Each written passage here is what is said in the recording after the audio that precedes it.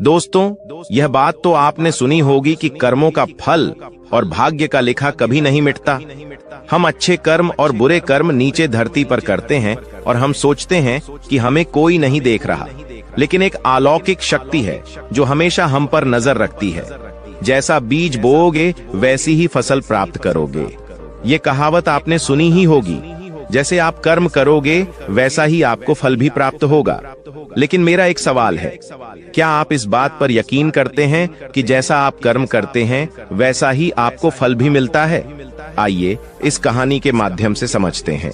दोस्तों, यह कहानी बड़ी ही शिक्षाप्रद, महत्वपूर्ण और ज्ञानवर्धक है। मेरा आपसे निवेदन है कि कहानी के अंत तक हमारे साथ में जरूर बने रहना। तो चलिए कहानी को शुरू करते हैं। बहुत समय पहले की बात है। एक गांव में रघु नाम का किसान रहता था। उसके परिवार में सिर्फ रघु और उसकी पत्नी रहती थी। एक दिन वह किसान और उसकी पत्नी अनाज बेचने के लिए दूसरे नगर गए थे। जब वह अनाज बेचकर दूसरे नगर से अपने नगर आ रहे थे, दोनों अनजान शहर में एक सुनसान रास्ते से जा रहे थे। जब वह दूसरे राज्य की सीमा से निकले तो उन्हें रास्ते में कुछ डाकू मिल गए और उन डाकुओं ने उस किसान और उसकी पत्नी के पास जो कुछ भी था वह सब कुछ लूट लिया। और इस तरह किसान और उसकी पत्नी को डाकुओं ने भिखारी बना दिया। इसके बाद डाकुओं का गिरोह वहां से चला गया।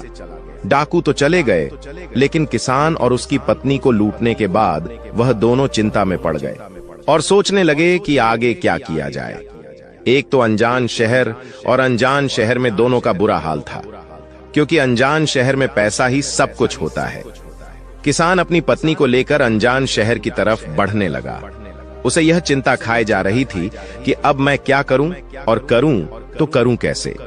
वह इसी चिंता में चला ही जा रहा था कि नगर के बाहर एक महात्मा की कुटिया दिखाई दी। वह किसान अपनी पत्नी को लेकर कुटिया की तरफ चल दिया। जब वह कुटिया के पास पहुंचा तो उसे वहां पर एक महात्मा मिले, जो एक चबूतरे पर बैठे हुए अपने शिष्यों को प्रवचन दे रहे थे।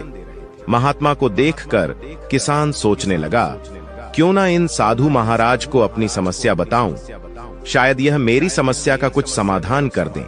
ऐसा विचार करके वह किसान उन साधु महात्मा के पास पहुंच गया और उन्हें प्रणाम किया। फिर बहुत ही विनम्र स्वर में उसने अपनी समस्या उन महात्मा को बताई और कहने लगा, महाराज, यदि किसी तरह आप मेरी पत्नी को किसी सेठ के पास गिरवी रखवाकर मुझे कुछ पैसे दिलवा दें तो आपकी बड़ी कृपा होगी। जब साधु ने किसान की बात सुनी तो उस साधु महात्मा को उस किसान पर दया आ गई। साधु ने अपने परिचित सेठ के बारे में बताया और उस किसान को उसके पास भेज दिया। किसान अपनी पत्नी को लेकर उस सेठ के पास पहुंच गया और उस सेठ से हाथ जोड़कर कहने लगा, सेठ जी, मुझे कुछ पैसों की आवश्यकता है। मेरे पास गिरवी रखने के लिए और तो कुछ नहीं है, बस मेरी पत्नी है। आप मेरी पत्नी को गिरवी रखकर मुझे कुछ पैसे दे दीजिए। मैं उन पैसों से कोई व्यापार करके जल्दी ही आपकी रकम ब्याज सहित वापस कर दूंगा और अपनी पत्नी को आपसे छुड़ा लूंगा। तब तक मेरी पत्नी आपके दिए हुए पैसों में आपके पास गिरवी रहेगी।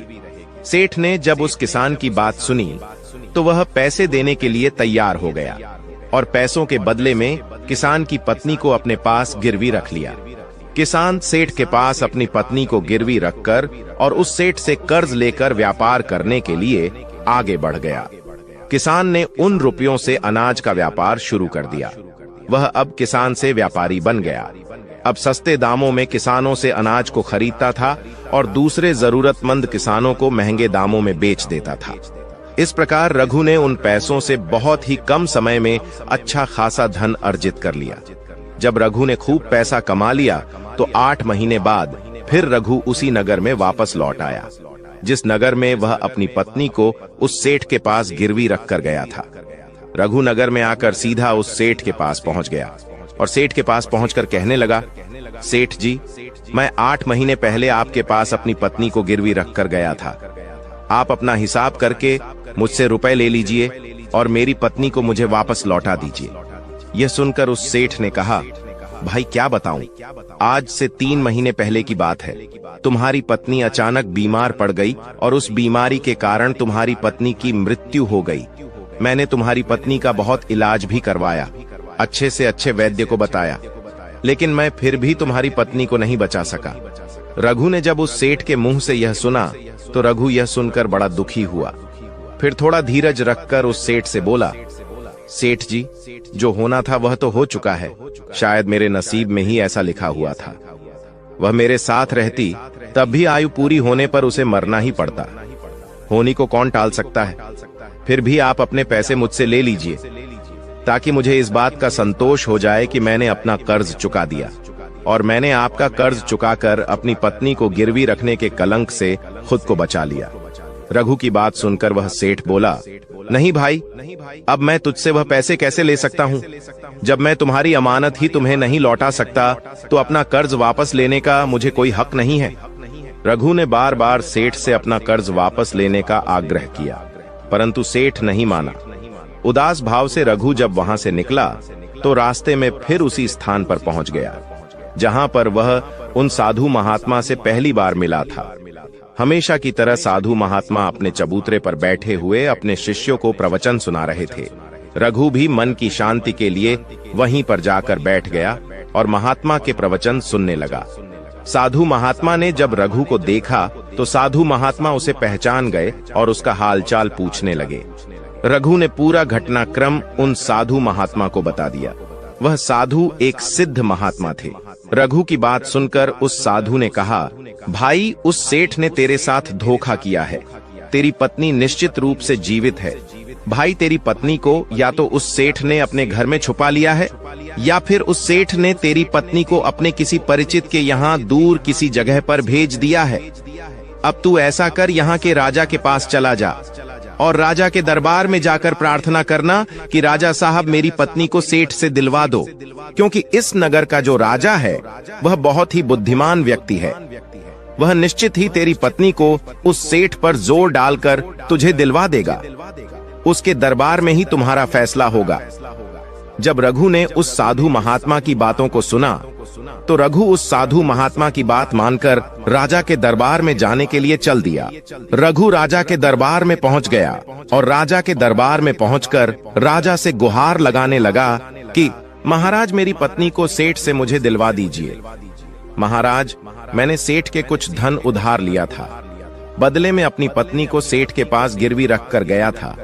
जब मैं धन लेकर अपनी पत्नी को उस सेठ के पास लेने गया तो वह कह रहा है कि उसका देहांत हो गया है। वह झूठ बोल रहा है। रघु की प्रार्थना सुनकर राजा ने सेठ को दरबार में बुलाया और उससे कहा, सेठ, क्या यह बात सच है कि यह किसान कुछ रुपयों के बदले में अपनी पत्नी को तुम्हारे पास गिरवी रख कर गया था? सेठ ने स्वीकार करते हुए कहा कि हाँ राजन, किसान की यह बात बिल्कुल सच है। राजा ने फिर कहा, तुम इसकी पत्नी को क्यों नहीं लौटा रहे हो? राजा की बात सुनकर वह सेठ बोला, कैसे लौटा सकता हूँ महाराज? मैंने इस किसान को बता तो दिया कि आज से 3 महीने पहले इसकी पत्नी की मृत्यु हो चुकी है। महाराज, अब मैं धर्मराज के पास जाकर तो इसकी पत्नी को वापस नहीं ला सकता। राजा ने पूछा, कोई गवाह है तुम्हारे पास जो इस बात की पुष्टि कर दे कि इसकी पत्नी की मृत्यु हो चुकी है? तो सेठ बोला, जी महाराज, इस बात की पुष्टि वह अच्छी तरह से कर देगा जिसने इस व्यापारी की पत्नी का इलाज किया था। वह 4 व्यक्ति भी इस बात की गवाही दे देंगे जो इसकी पत्नी को शमशान में जलाकर आए थे। उस सेठ ने यह बात इतने आत्मविश्वास के साथ कही कि राजा को भी उस पर भरोसा हो गया। तब राजा ने रघु से कहा, भाई, अगर तुम्हारी पत्नी जीवित होती तो हम तुम्हें अवश्य दिलवा देते। अब तो हमारी भी मजबूरी है। इस प्रकार राजा ने रघु को समझा बुझाकर वापस भेज दिया।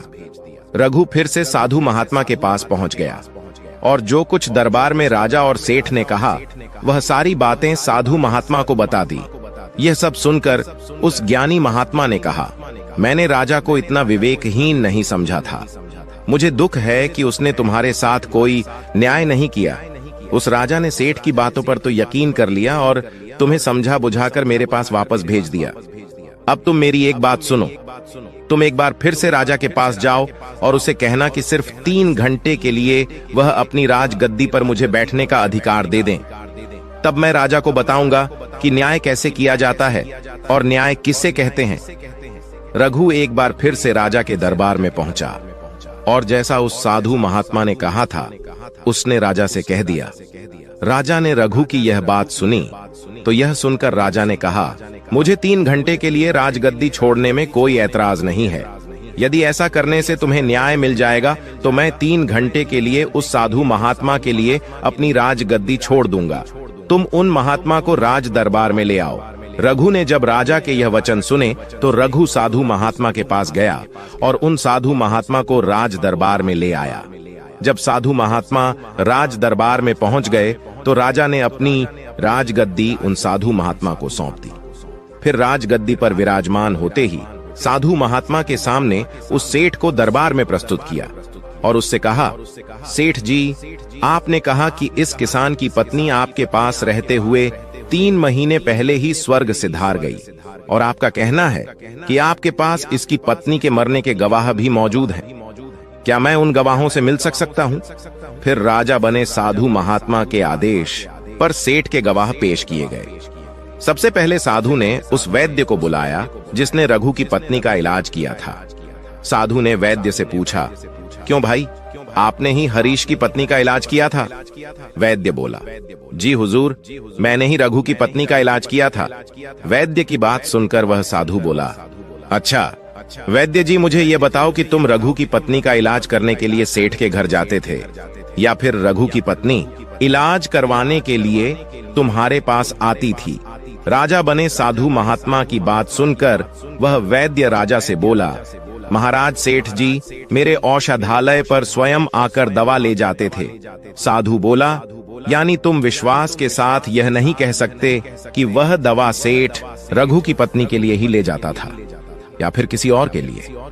साधु की बात सुनकर वह वैद्य बोला, हाँ महाराज, यह बात मैं यकीन के साथ तो नहीं कह सकता कि सेठ किसके लिए दवाई ले जाते थे, लेकिन सेठ जी मुझसे दवाई जरूर ले जाया करते थे।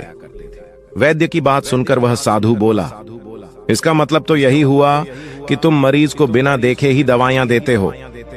यह तो बहुत ही गंभीर है। तुम दवा के स्थान पर किसी को जहर भी तो दे सकते हो, और हो सकता है तुम्हारे द्वारा दिए हुए जहर से ही रघु की पत्नी की मृत्यु हुई हो। उस साधु की यह बातें सुनकर वैद्य का चेहरा डर के मारे पीला पड़ने लगा और वह भयभीत स्वर में बोला, नहीं हुजूर, ऐसा हरगिज नहीं हो सकता। मैं अपने किसी मरीज को दवा के बदले भला जहर क्यों दूंगा? और इस तरह से मेरी सारी मान प्रतिष्ठा भी धूल में मिल जाएगी। वैद्य की बात सुनकर वह साधु महात्मा बोले, अब तो तुम ऐसा ही कहोगे। मैं तुम्हें अपने कर्तव्य के प्रति लापरवाही करने के और एक मरीज के जीवन से खिलवाड़ करने के अपराध में 50 कोड़े लगाने का आदेश देने जा रहा हूं। इसके साथ ही तुम्हारा मुंह काला करके सारे नगर में तुम्हें घुमाया भी जाएगा। अब तुम सोच लो, वैद्य सच बोलोगे या फिर मैं सैनिकों को तुम्हें गिरफ्तार करने का आदेश दूं? यह सुनकर वैद्य का शरीर कांपने लगा और वह उस साधु के कदमों में जा गिरा और बोला, हुजूर, मुझे माफ कर दीजिए। मैं स्वीकार करता हूं कि मैंने सेठ के किसी मरीज का कोई भी इलाज नहीं किया। सेठ ने तो मुझे पैसे दिए थे और कहा था कि यदि गवाही की आवश्यकता पड़े तो ऐसा कहकर उसके पक्ष में गवाही दे दूं। बस मेरा इतना ही अपराध है कि मैंने लालच में आकर इस सेठ का प्रस्ताव स्वीकार कर लिया। राजा बने साधु महात्मा ने कहा, वैद्य जी कुछ भी हो, आपने अपराध तो किया है, इसलिए मैं तुम्हें झूठी गवाही के इल्जाम में 100 कोड़े लगाने का आदेश देता हूं। साधु महात्मा के आदेश का राजा के सैनिकों ने तुरंत ही पालन किया। सैनिकों ने तत्काल ही उस वैद्य को पकड़ लिया और भरे दरबार में उसे कोड़े लगाने लगे। पहला कोड़ा लगते ही वह जोर से चीख पड़ा और कहने लगा, महाराज मुझ पर रहम कीजिए, महाराज मुझ पर दया कीजिए, मैं मर जाऊंगा। हर कोड़े के साथ उसके गले से करुणामय आवाजें निकलने लगीं। उसकी चीखें राज दरबार में गूंज उठीं। वैद्य के साथ ऐसा होते हुए देखकर सेठ के गवाह के तौर पर बुलाए गए उन 4 व्यक्तियों के कलेजे दहल गए, जिन्होंने रघु की पत्नी को शमशान में ले जाकर जलाने की बात कही थी। अब बारी उन 4 गवाहों की आई। साधु महात्मा ने उनसे पूछा, तुम लोगों का कहना है कि तुम 4 ने इस रघु किसान की मृत पत्नी का शव ले जाकर शमशान में उसे जलाकर आए थे। मुझे यह बताओ कि अंतिम संस्कार से पहले जब मृत शरीर को स्नान कराया जाता है, फिर उसे कफन में लपेटकर धरती पर रखा जाता है। स्नान के दौरान क्या तुमने उस स्त्री का मृत शरीर देखा था? यह सुनकर उस सेठ के चारों गवाह कहने लगे, नहीं हुजूर, उसका मृत शरीर तो हमने देखा ही नहीं था। जब सेठ जी ने अर्थी तैयार कर ली थी, उसके बाद ही हम उसे शमशान में ले गए और उसे जलाकर आए। उन चारों गवाहों की बात सुनकर वह साधु महात्मा बोले, और तुमने यह जानना भी उचित नहीं समझा था कि उस अर्थी में कोई मृत मनुष्य लेटा है या कोई जीवित व्यक्ति? कहीं ऐसा तो नहीं किसी जहरीले पदार्थ से बेहोश व्यक्ति उस अर्थी में लेटा हो और उसे तुम शमशान में ले जाकर जलाकर आ गए हो? यह तो एक बहुत ही गंभीर अपराध है। इसके लिए तुम लोगों को मृत्यु दंड की सजा भी दी जा सकती है।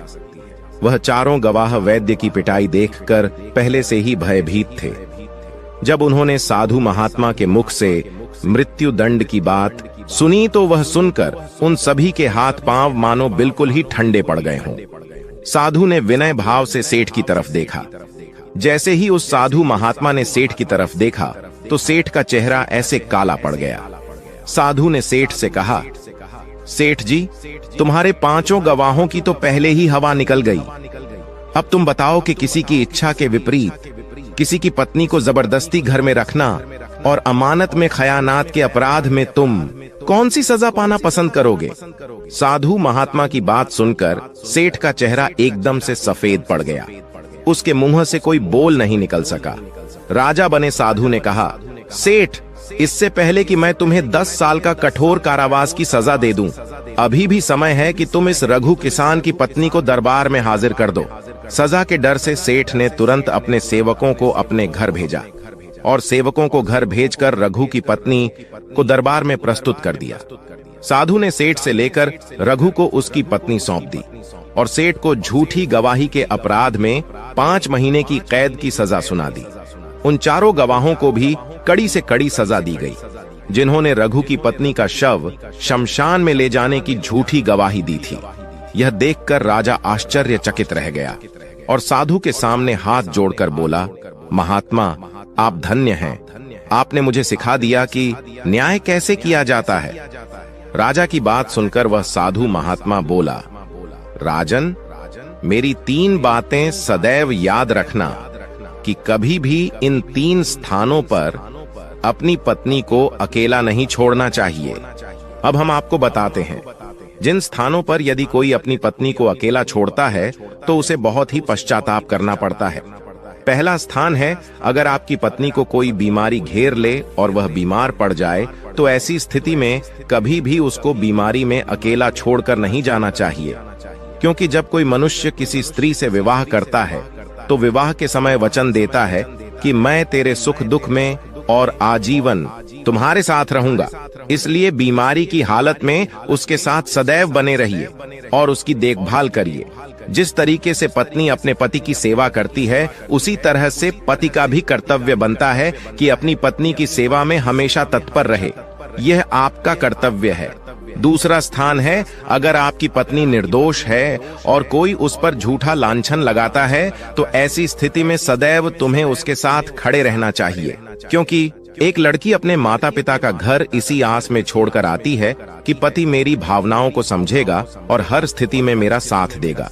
इसलिए दुनिया वाले उस पर कोई झूठा दोष लगा रहे हैं तो आपको अपनी अर्धांगिनी के साथ खड़े रहना चाहिए। ऐसे समय में उसको कभी भी अकेला नहीं छोड़ना चाहिए, या कभी कोई ऐसी स्थिति आए तो उस समय तुम्हें अपनी पत्नी को बोलना चाहिए कि तुम बिल्कुल भी चिंता मत करो, मैं तुम्हारे साथ खड़ा हूँ। तीसरा स्थान है, कभी भूलकर भी अपनी पत्नी को पराये पुरुषों के पास नहीं छोड़ना। किसी भी परिस्थिति में अपनी पत्नी को किसी अन्य पुरुष के साथ अकेला नहीं छोड़ना चाहिए, क्योंकि आज के समय में किसी का कुछ नहीं पता, कौन कब और किसके साथ दगा कर दे। साधु महात्मा की बात सुनकर रघु और राजा को भी समझ आ गई। दोस्तों, आपने आज के इस वीडियो से क्या सीखा वह मुझे आप कमेंट में बता सकते हैं। इसी के साथ में उम्मीद है कि आपको आज की वीडियो पसंद आई होगी, तो इस वीडियो को उस इंसान को शेयर करें जिससे यह कहानी सुनने की जरूरत है, और उसी के ठीक बाद चैनल को सब्सक्राइब करें। तो चलिए फिर मिलते हैं ऐसी एक और नई वीडियो में एक नए मैसेज के साथ। तब